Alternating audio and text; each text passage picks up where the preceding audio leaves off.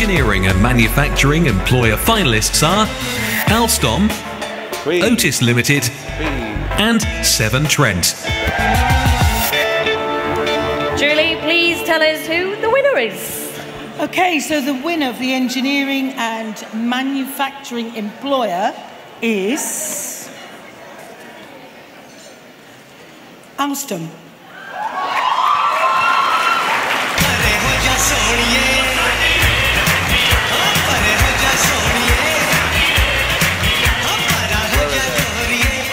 Now, Alstom is a global player and leading provider of trains, systems, equipment and services for the rail sector in the UK and Ireland. Well done, guys. Come on.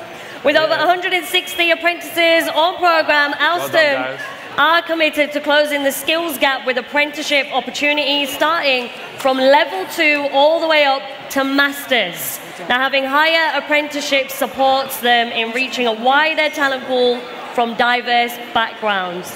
And Alstom are also committed to diversity, inclusion and equity by reaching out into local communities with their specialist STEM programs to raise the profile of the sector.